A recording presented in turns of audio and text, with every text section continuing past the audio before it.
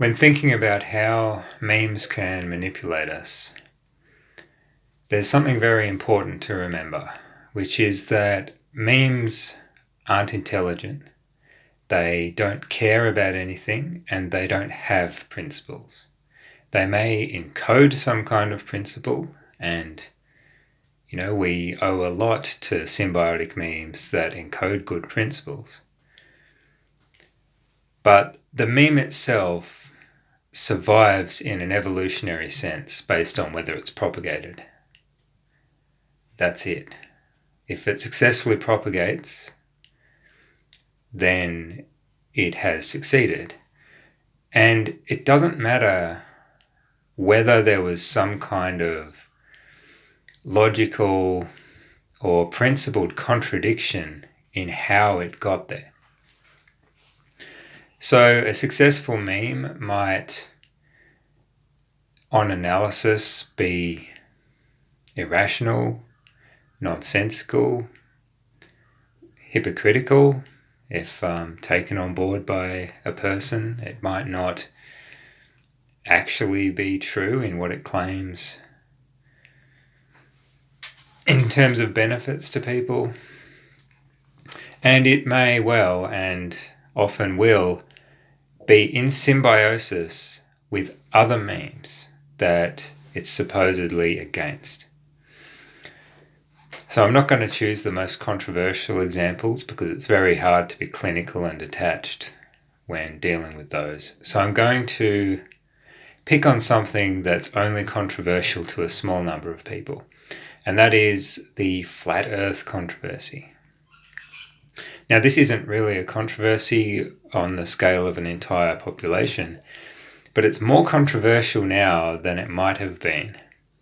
Because what happened is a very small number of vocal people started talking about this flat earth theory or whatever they call it. And there came this little, cottage industry of supposedly rational people or scientifically minded people basically bullying these flat earthers by calling them out on the stuff they say.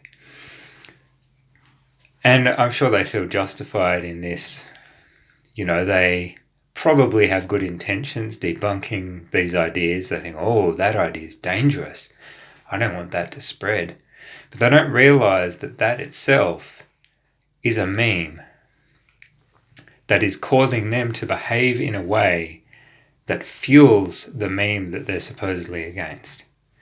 So, for example, you've got, say, 10 viewers on a channel of some ranting flat earther, and then someone creates a big drama, a big row, a big controversy by getting in a fight with them about it. Suddenly, it's hooked into people's fascination with conflict and interpersonal drama. And this is watchable. And so you get people getting involved. And you've got these memes which are rather silly, like, oh, the earth is flat and here's a bunch of fallacious reasons why, which doesn't have much traction on its own. And suddenly it's been boosted. It's got eyes on it. It's got more potential infection targets. It can spread more effectively. And the legitimacy that's accidentally given to these ideas by the controversy just adds to that. And then you've got a person who's probably well-intentionally debunking these things and maybe getting a bit carried away and sort of picking on the people a bit. And they don't realize that their entire memeplex is based on debunking a memeplex that doesn't really deserve the headspace. And so they are indirectly being they are infected by a parasitic meme themselves. And that these two supposedly opposed memeplexes. Oh, the earth is flat. Oh no, the earth's not flat, and here's why, and let's take it all very seriously. These are symbiotic memes with each other. And they are either variant is parasitic to the people who have it because it takes their energy and it takes their headspace and it prevents them focusing on things that are more important to a human being.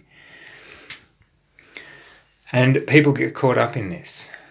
A friend of mine gave a good analogy, I think, which is that if you have a war between Coke and Pepsi about whose cola is the best, cola sales across the board go up. And I think that's a good sort of layman's introduction to the idea.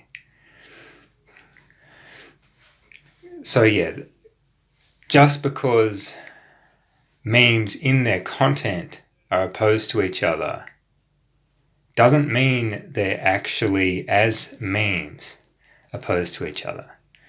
And that's one of the key insights of memetics, that if you consider them as sort of organisms in their own right with their own implicit survival agenda and no principles, you start to think, well, hang on, do I want to be part of this?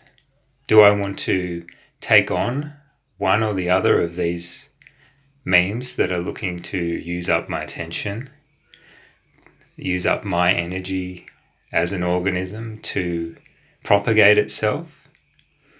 Am I going to be involved in the escalation, the evolutionary arms race, in a very similar sense to a lion and a gazelle both having greater physical prowess for competing with each other?